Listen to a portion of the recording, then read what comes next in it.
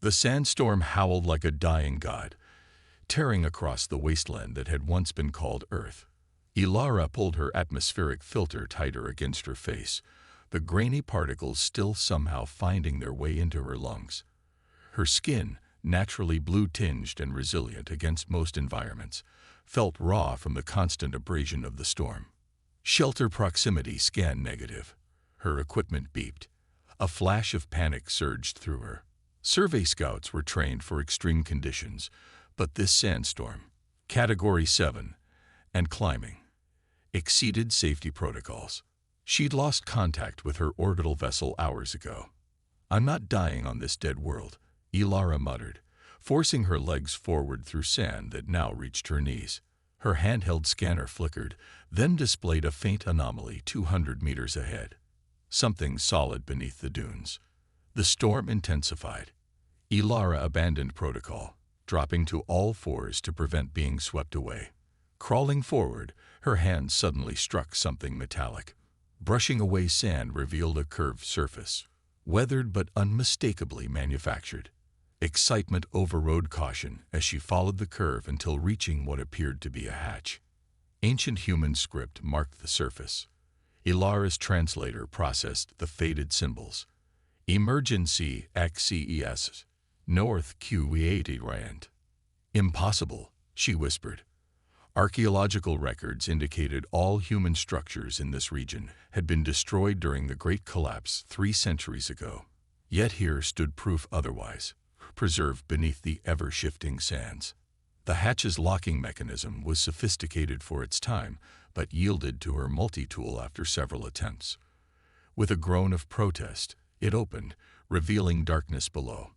Ilara hesitated only briefly before the storm's intensifying howl made her decision for her. The air inside was stale but breathable. Ilara sealed the hatch behind her, plunging herself into total darkness until her eyes adjusted to see the dim emergency lighting that still somehow functioned. She stood in a narrow corridor, its walls lined with faded warning signs and evacuation routes. Following the corridor, she reached what appeared to be a central hub, a circular room with multiple sealed doorways. The facility was in remarkable condition, as though time had barely touched it. Something about this felt wrong. Survey records were meticulous. A structure this well-preserved should have been documented. A soft click behind her made Ilara freeze. "Don't move." The voice was low, rough from disuse, but unmistakably human, a language she'd only heard in historical recordings. Ilara turned slowly, raising her empty hands. Standing before her was a man, an actual living human being, aiming what appeared to be a primitive projectile weapon at her chest. His eyes, bright and alert, took in her alien features with a mixture of wariness and curiosity rather than the shock she'd expected. "You're not the first of your kind I've seen," he said, "but you're the first to find this place." Ilara's training abandoned her. Humans were extinct. This was established fact. Yet here stood one, very much alive, watching her with intelligent eyes. He was tall and lean, with bronze skin weathered by hardship. A jagged scar ran along his right forearm, evidence of a life lived, not preserved. "I'm Ilara, Planetary Survey Scout," she managed, her translator converting her native tongue to human English. "I sought shelter from the storm. I mean no harm." The man studied her for a long moment, then slowly lowered his weapon. "I'm Terran, and you've just discovered something your people have spent centuries trying to ensure stay buried." Outside, the storm raged on, trapping predator and prey together in this impossible place, a human bunker that shouldn't exist, guarded by a man from an extinct species, deep beneath the restless sands of a dead world. The silence between them stretched uncomfortably as Terran moved about the circular hub, activating systems that had lain dormant for decades. Soft blue lights illuminated walls covered with faded maps and diagrams. "You shouldn't exist," Ilara finally said, watching his very human hands work the controls with practiced efficiency. Terran's laugh was dry, almost brittle. "That's the story they wanted everyone to believe." He gestured for her to follow him through one of the doorways. But extinction is a difficult thing to verify with absolute certainty, isn't it? Especially when the supposedly extinct species planned ahead. They entered a small living area, sparse but functional, with evidence of long-term habitation. Books made of actual paper lined one wall. A small garden of edible plants grew under artificial light in one corner. The Galactic Accord of 2189 declared Earth uninhabitable and humans extinct. Ilara recited, the facts deeply ingrained in her education. Recovery teams spent decades confirming no survivors remained after the ecological collapse. Recovery teams, Terran repeated with quiet disdain. Is that what they called the strike forces, the hunter-killers, the biological purge units? He pressed his palm against a hidden scanner, and a section of wall slid open, revealing the narrow passage. Your history is incomplete, Ilara. Deliberately so. The passage led them deeper below ground until they reached a massive vault door, ancient yet clearly maintained. Terran entered a complex series of codes into a keypad. What I'm about to show you is why humanity was never meant to be found, he said as the massive door began to swing open. This is what your governments consider dangerous enough to erase an entire species. Light flooded out as the vault opened fully. Inside stretched an enormous chamber housing thousands of transparent cylinders, each containing seeds, embryos, DNA samples, a complete biological archive of Earth's vanished ecosystems. The Genesis Vault, Terran said. The last comprehensive genetic library of Earth's biosphere, every plant, animal, and microorganism that evolved on this planet, preserved, catalogued, and viable. Ilara moved forward in stunned silence, her fingers hovering above the nearest cylinder, which contained what appeared to be tree seeds. But why hide this? Why fake humanity's extinction? Terran's expression darkened. Because Earth's biodiversity was unique in the galaxy. Our planet evolved more complex and varied life forms than any other discovered world. When interstellar colonization began, certain powers realized that Earth's genetic library represented the ultimate resource and the ultimate threat to controlled terraforming. He guided her deeper into the vault.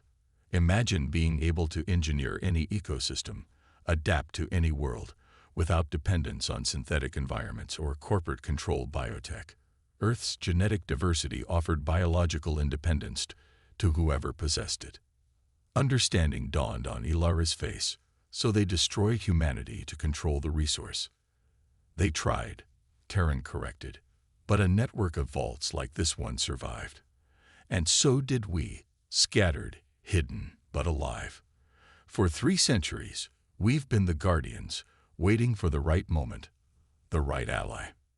Ilara felt the weight of his gaze as he studied her reaction. Now you know the truth that's been buried beneath the sand. The question is, what will you do with it? Outside, the storm continued to rage, but inside Ilara's mind, an even greater tempest was brewing, one that threatened to upend everything she believed about her civilization's history and her own place within it. Days passed as they waited for the sandstorm to subside. Terran showed Ilara the systems that kept the bunker functioning, recycled water, cultivated food, and the carefully maintained environmental controls that had preserved the vault's precious contents for centuries. How many of you are there? Ilara asked on the 3rd evening as they shared a meal of synthesized protein and actual grown vegetables, a luxury she hadn't experienced before. Scattered across the old continents, maybe a few thousand, Terran replied, watching her savor a real tomato. We communicate rarely, maintain separate vaults. Compartmentalization. If one falls, the others survive. Ilara studied him as he spoke. His features, so alien yet increasingly familiar, had begun to hold a strange fascination for her. The way his expressions shifted, the movement of his hands, all so different from her people, but undeniably alive with intelligence and purpose. In our histories, humans are portrayed as destructive, dangerous, she admitted. We're taught that your extinction, while tragic, was inevitable, the natural consequence of your species' flaws. Something flashed in Terran's eyes. pain, perhaps anger, before he controlled it. Convenient narrative for those who helped ensure our supposed extinction. That night, Terran showed her Earth's lost wonders through old digital archives. Ancient forests, vast oceans teeming with life, cities of impossible architecture. Ilara found herself sitting closer to him as they viewed these images, drawn by a shared sense of loss for a world neither of them had truly known in its prime. When the power fluctuated during a surge in the storm, they worked together to stabilize the systems, their hands occasionally brushing in the dim emergency lighting. Each touch lingered a little longer than necessary. "Your people believe we're gone," Terran said softly as they sat in near darkness, waiting for the primary systems to reboot. "But what do you believe now, Ilara?" In the shadows, she found herself reaching for his hand. Warm, five-fingered, so unlike her own but comforting in its strength. "I believe I've been lied to. About many things." The distance between them, physical, biological, cultural, seemed both vast and insignificant in that moment. When Terran's fingers intertwined with hers, Ilara felt an unexpected thrill of connection. Their first kiss was hesitant, exploratory, an impossible meeting of two evolutionary paths that had developed separately across light years. Yet something primordial recognized something familiar in each other, transcending their physical differences. Later, as they lay together in the dim light of the emergency systems, Terran traced the patterns on Ilara's blue-tinted skin, following the subtle bioluminescence that pulsed with her heartbeat. She, in turn, mapped the scars on his body, each one a story of survival. "If your people discover this place," Terran began. Ilara silenced him with another kiss. "They won't. Not through me." Their bodies found harmony despite their differences, and intimate diplomacy between worlds, unfolding in whispers and touches in the depths of a bunker on a planet everyone believed dead. In those hours, something shifted fundamentally within Ilara. What had begun as an accidental discovery was transforming into a cause, a purpose, and what she now recognized as love, unexpected and profound, for a man from an extinct species who had shown her a truth that changed everything. The bunker's sensors detected the Sandstorm's dissipation on the 7th day. With it came another alert, a search party, approaching from the east. "They're looking for me," Ilara said, studying the readout with growing apprehension. Standard recovery protocol. When a scout doesn't report back, they send retrieval teams. Terran's face hardened as he checked the defense systems. "How much do they know about what you found?" "Nothing yet. My last transmission was before discovering the bunker." Ilara paced the control room, her mind racing through options. "But once they track my signal here..." They both understood the implications. Discovery meant either immediate destruction of the vault or worse, exploitation of its contents by the very powers that had orchestrated humanity's near extinction. "I could meet them outside," Ilara suggested. "Tell them I found nothing but shelter in ruins. Lead them away." Terran shook his head. "They'll scan the area. Standard archaeological procedure would be to document any human remnants.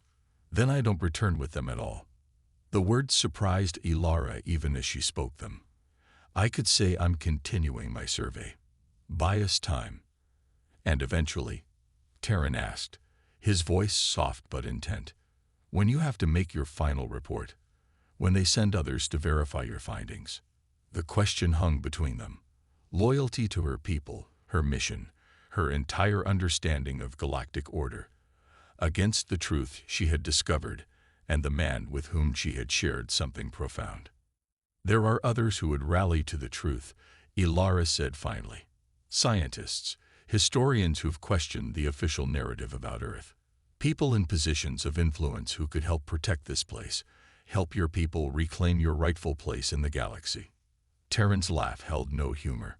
"You're talking about changing the entire power structure of interstellar politics, the corporations that control terraforming the lone world." "I know the risks," she interrupted. "But continuing this lie means being complicit in genocide." They worked through the night, Terran coding a modified beacon that would transmit selective data to certain frequencies. Frequencies used by academic institutions and independent research vessels, rather than official channels. As dawn approached, the retrieval team's signals grew stronger. They would arrive by midday. Terran pulled Ilara close, his forehead resting against hers in a gesture that had become familiar in their short time together. If you do this, there's no going back. Your life as you knew it ends today. Perhaps it ended the moment I found this place. Found you.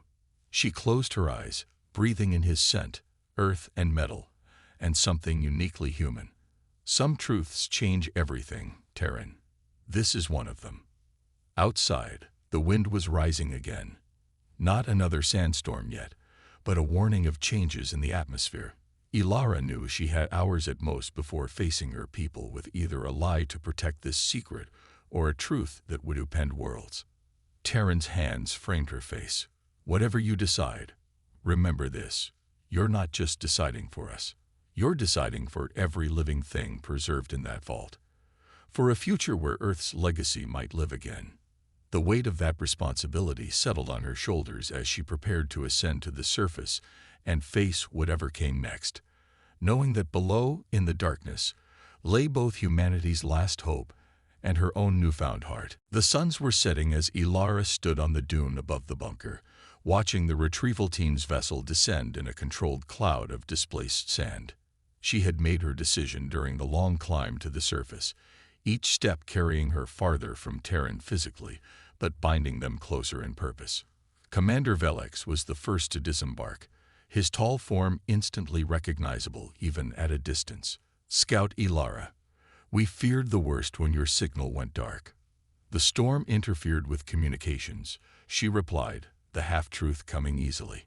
I found shelter in an underground structure, old human engineering, remarkably preserved. Interest flickered across Velix's features, human artifacts. This sector was reported thoroughly salvaged centuries ago. Apparently not, Ilara said, choosing her words carefully. I've been documenting what I found. It appears to be a personal shelter, likely used during the final collapse. One of many, perhaps.